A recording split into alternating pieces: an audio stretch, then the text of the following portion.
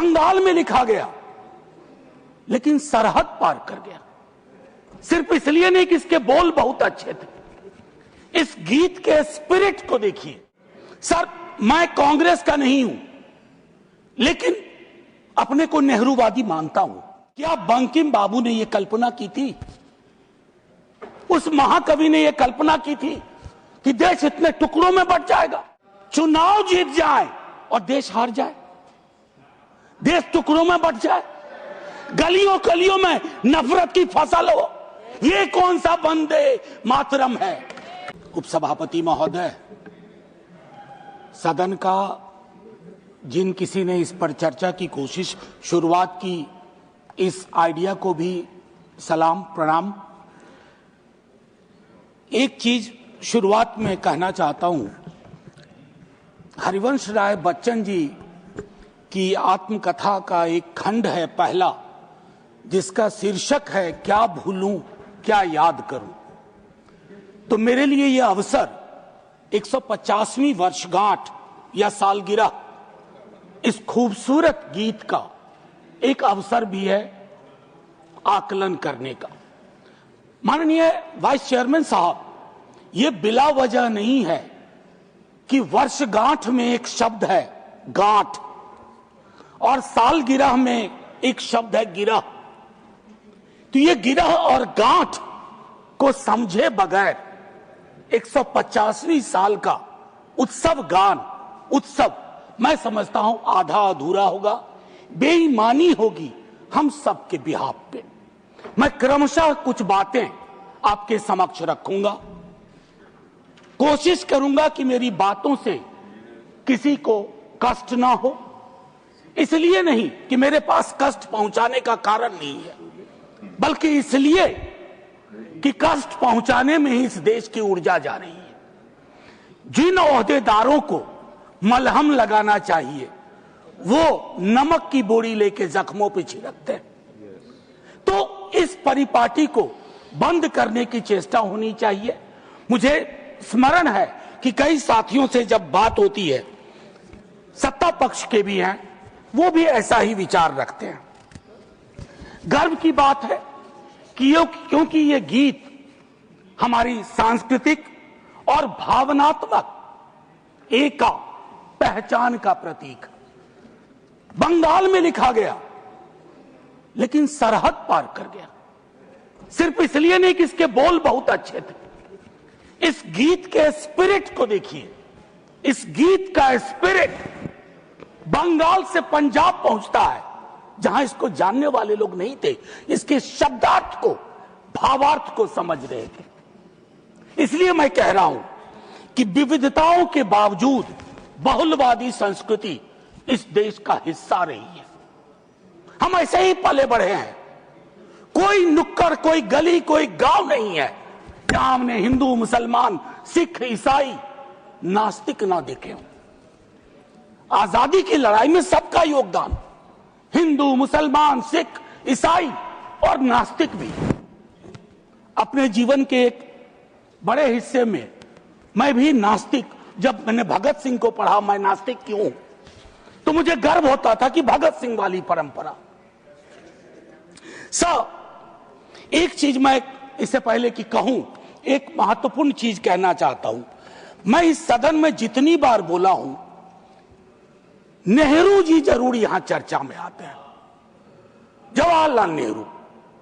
Sir, मैं कांग्रेस का नहीं हूं, लेकिन अपने को नेहरूवादी मानता हूं, गांधीवादी मानता हूं, अंबेडकरवादी मानता हूं, और परस्पर विरोध नहीं है। इनका तब के वक्त में विरोध था, लेकिन मैं आज कह रहा हूं, अगर कोई ऐसी व्यवस्था हो कि ये पृथ्वी पे आएंगे ना, तो एक मोर्चा बना लेंगे एक साथ मिलकर। आज की हकीकत के संदर्भ में मैं क्यों कह रहा हूं, एक छोटी चिट्ठी, आजकल चिट्ठियां पढ़ी जा रही हैं सर, लेकिन चिट्ठियां पढ़ने में लोग थोड़ी बेईमानी कर रहे हैं। सेमीकोलन के बाद का हिस्सा पढ़ते हैं, पूरा पत्र नहीं पढ़ते हैं।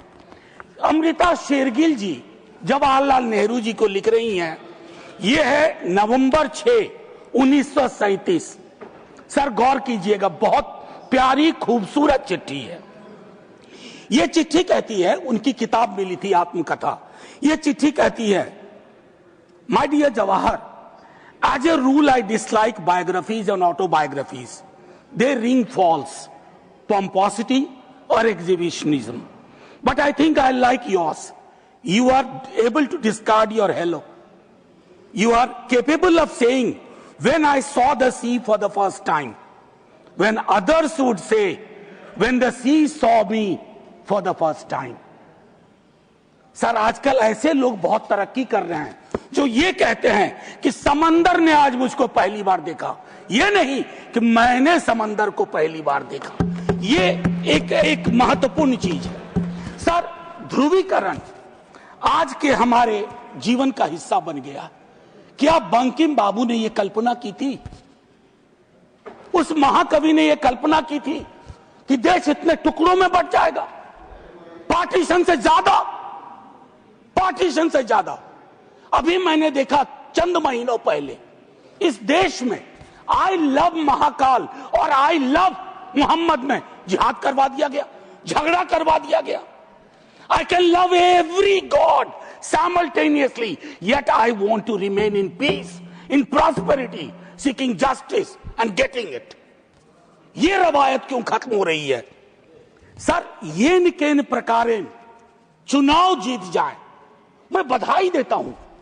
चुनाव जीतना एक कला है, हो सकता है ये इस कला में आप निष्णात हो, लेकिन सर, मैंने कहा तो मैं चोट नहीं पहुंचाऊंगा, लेकिन चुनाव जीत जाए और देश हार जाए, देश टुकड़ों में बंट जाए, गलियों गलियों में नफरत की फसल हो, ये कौन सा वंदे मातरम है?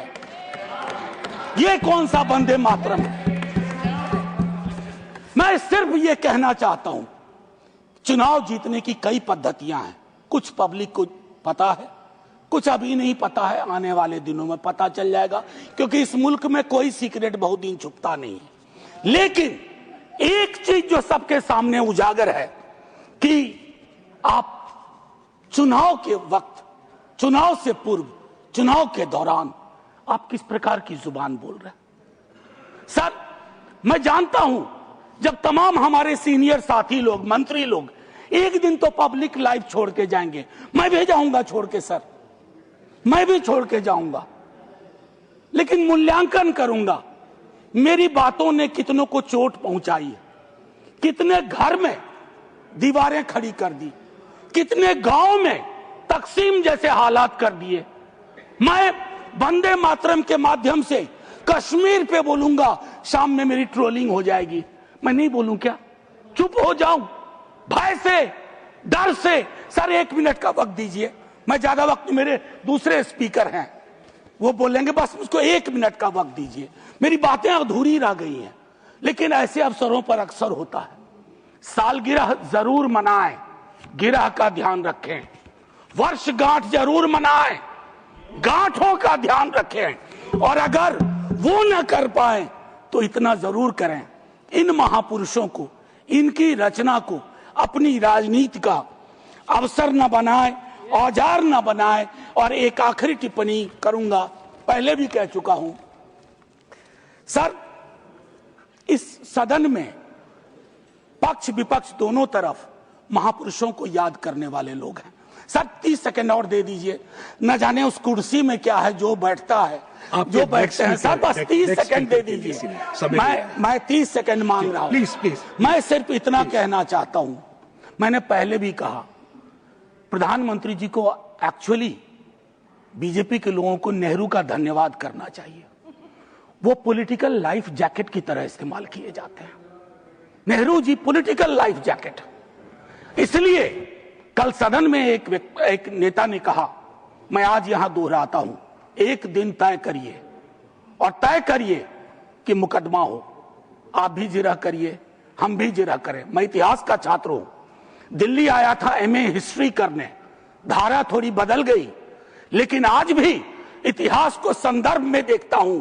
1937, 1905, 1915 की बातें पढ़ूंगा तो पूरा पैराग्राफ पढ़ूंगा, सेमीकोलन के बाद नहीं पढ़ूंगा।